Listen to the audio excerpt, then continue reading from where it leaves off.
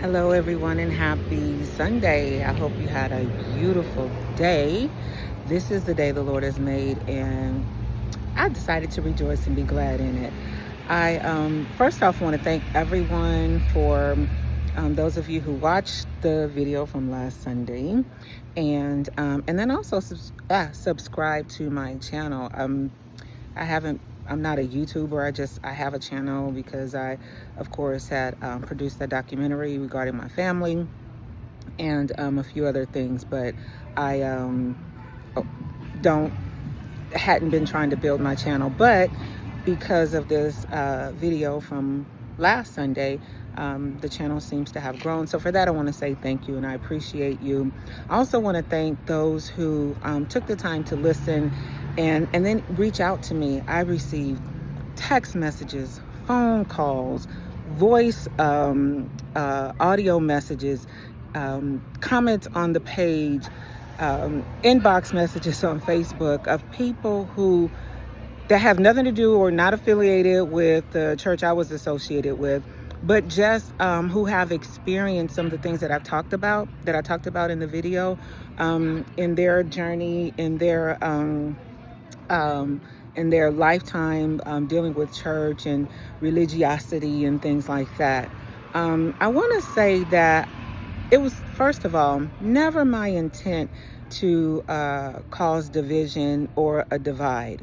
I simply have a voice and I use my voice. But it's not, I didn't create a video to get anyone on my side to agree with me or not. I didn't know so many people were dealing with or had experienced some of the same things that I was talking about. So that certainly was not my intent. And it certainly was not my intent for that to happen from the place that I was worshiping at. With that being said, I do want to say this. I need to clear something up. I am not a person who just believes you can live any kind of way and be saved or represent Christ. That's not my thought process. That's not my belief. I am not a person who believes in hyper grace, is what I've been told. And that's not me. That's not what I was doing. I was simply reminding us that no matter how good or bad or what you do or you don't do, it still boils down to God's grace. That's all I was saying. It boils down to God's grace. I don't care if you don't drink, smoke, fornicate, been married 45 years and never messed around or cheated, it does not matter. Speaking tongues every day, all day, praying, fast 5 times a week, that still don't matter. It still boils down to the grace of God. That's simply what I was saying. But anyway, of course, the message got twisted, turned, and assumptions and all that kind of stuff. And I get it. I understand. So that's why I'm here, to just kind of clarify some things. I have, and here's, I'm going to clarify some things, and I'm also going to let you all know the area that I fell short and where I was wrong. You know why? Because I'm too real to be fake and I'm too flawed to be phony. That's my saying.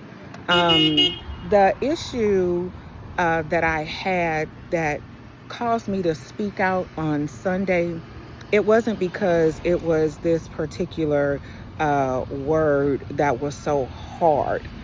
That wasn't it. I've been hearing that for almost a year since I've been there. That wasn't it.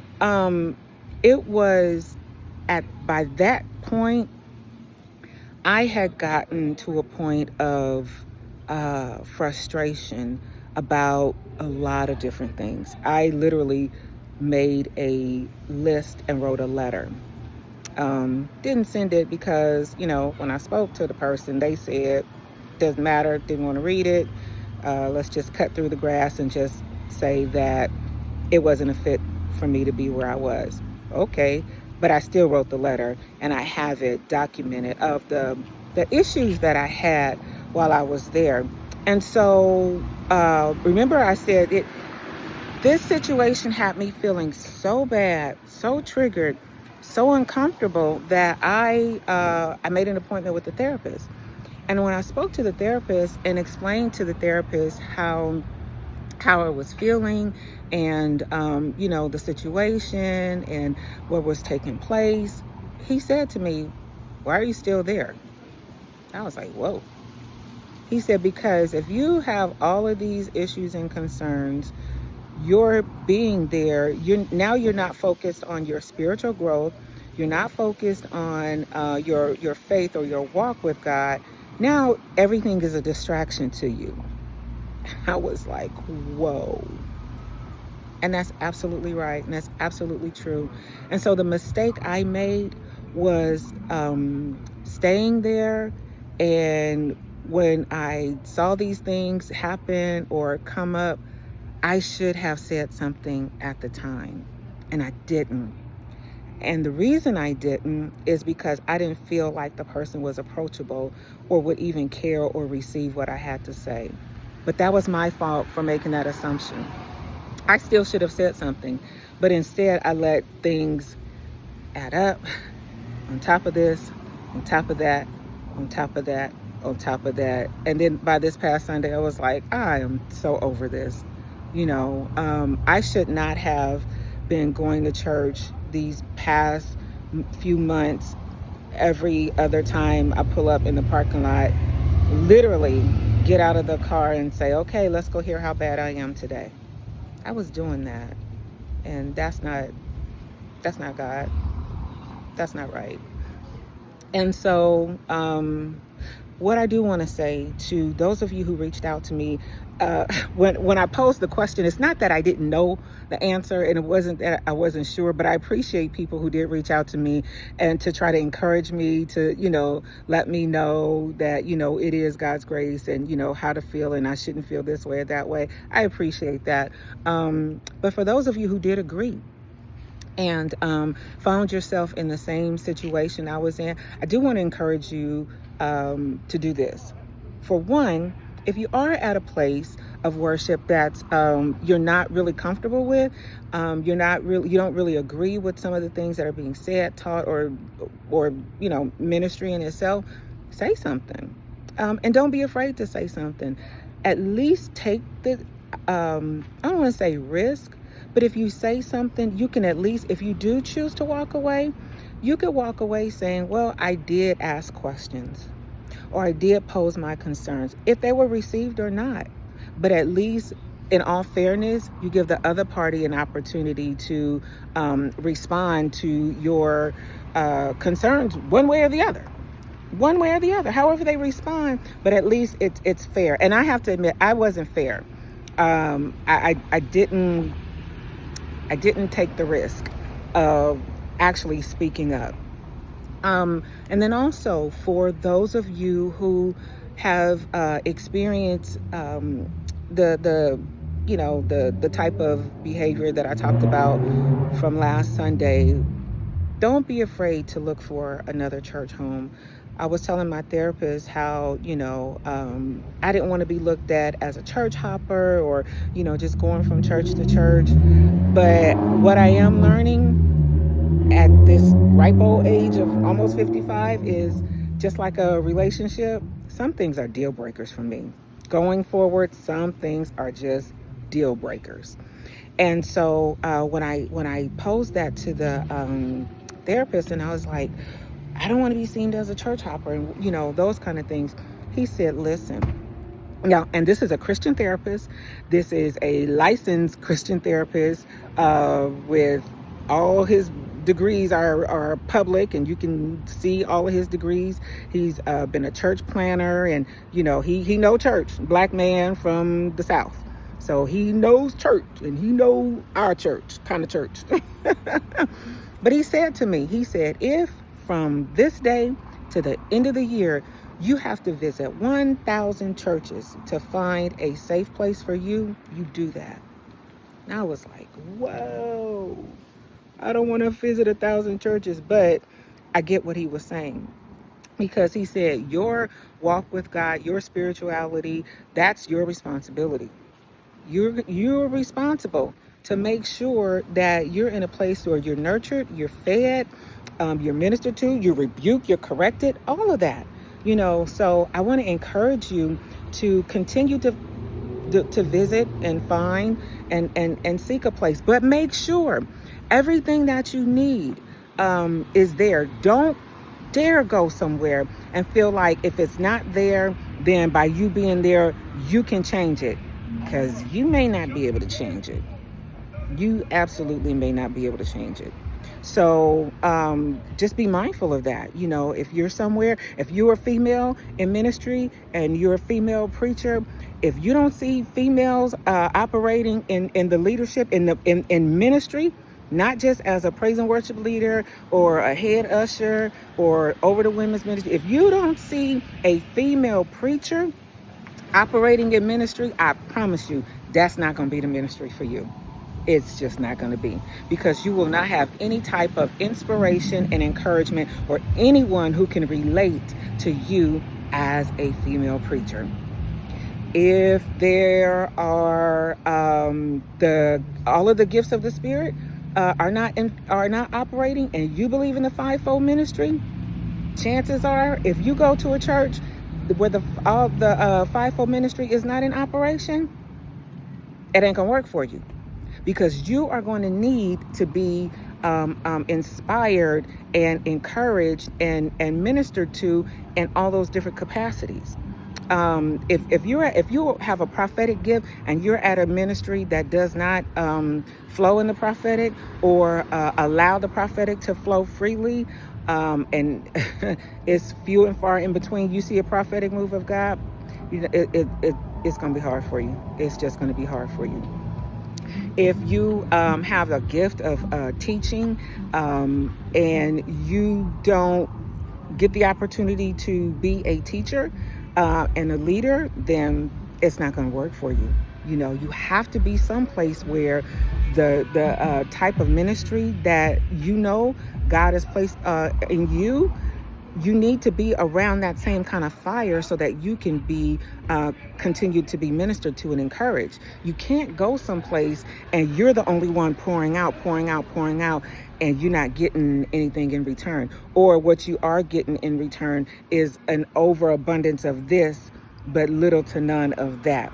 That means you're not being fulfilled and ministered to totally. And then you'll find yourself having to go someplace else anyway, on the off days, or in addition to, or missing a Sunday, so that you can go somewhere else and get what you need.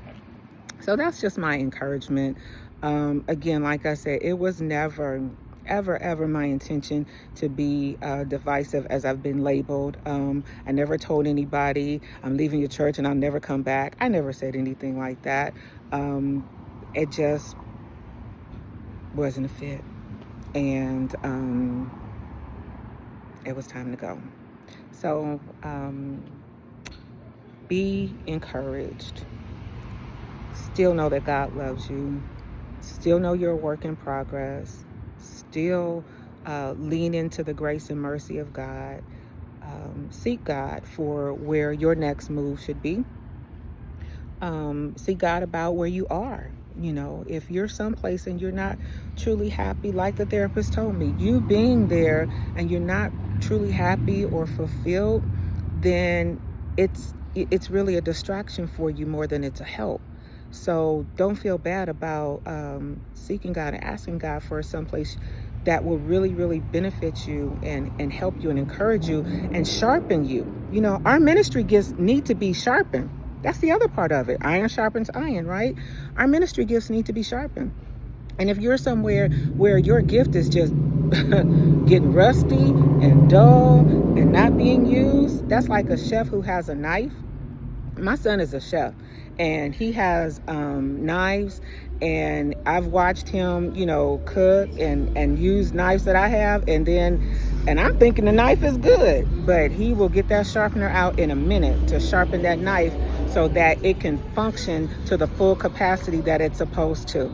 So I'm saying this, make sure you're in a place where your ministry gift is being sharpened and it's not going dull or getting rusty, because You need to continuously be inspired to do the things that God has called you to do. You need to be inspired, and you need to be, and not just inspired. The other thing is, if you're in a place where you're not even being taught, if you're in a place where there's no real, or there is no ministry training, chances are that's not going to work for you, because as ministers, we constantly need to be mentored and trained, and churches, and usually churches that operate, I have not seen a church that operates in the fivefold ministry that does not have a ministry training class.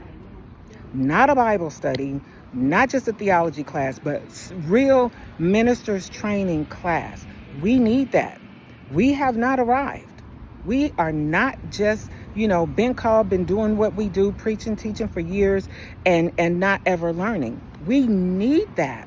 And so make sure, if you have a call on your life to ministry, any of the five-fold ministry callings, make sure you find a church that does offer ministerial training, because you're going to need that. You're going to need a place to relate, to connect with other ministers who can encourage you, where you all can bounce ideas off of, where preaching skills, oh my God, where preaching skills can be taught and mentored, and all of that. There are different types of preaching skills. Everyone does not preach the same way. Absolutely not.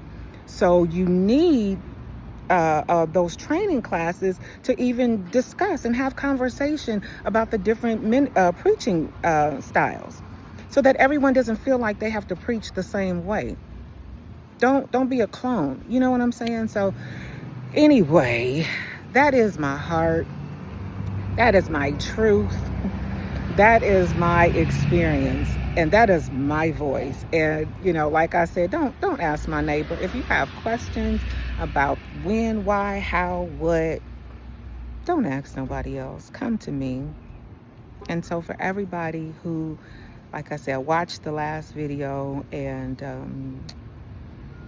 contacted me to tell me they appreciate it. I literally walked up on people today at a concert, church service I went to, and a bishop said to me, he didn't comment or anything on the video. I didn't even know he saw it. He said, I saw what you said, and you keep talking. I appreciate your holy boldness, and you keep letting the Lord use you, and all this kind of stuff. And it brought me to tears, because I know on the flip side, the not so nice things that have been said, and the hard things that have been said and portrayed about me. But I'm tough. I'm okay. I got this. So anyway, be encouraged. Continue to seek God about your place of worship. There's a place of worship out there for you and for me. There is. And it's funny, because people are like, well, maybe you need to start your own church again. It's not even about that. God knows that ain't even on my radar, what I'm trying to do. Nope. That is not on my mind. But I do want to be in a place of worship where I see all of those things that I talked about. I have to see a woman in leadership, or women in leadership as ministers and as preachers and as teachers and evangelists, or pastors. I need to see that, or I need to at least be associated with it within a fellowship or something. I need to see that there's training going forth. It's a lot of different things that I need to see. I need things to be in excellence. That matters to me. So anyway, again, thank you. I hope this message encourages you. I hope it blesses you. I'm gonna be nice and not say what the next thing that kind of popped up in my head, but y'all be blessed. Continue to pray for me, and I will absolutely pray for you. And you know what I think I'm going to do? I'm going to start doing some more videos. Maybe we'll pick a topic to talk about. And because one thing I do know is I am a conversation starter. If nothing else, I'm gonna say some stuff that people are thinking, and it's gonna spark conversation. Whether you agree or disagree, it will definitely spark conversation. So we'll see. I'll probably be doing some more videos to, so we can have conversation about this stuff because it's needed. All right, y'all be blessed. Take care. I am going to dinner with some family and friends. All right, bye.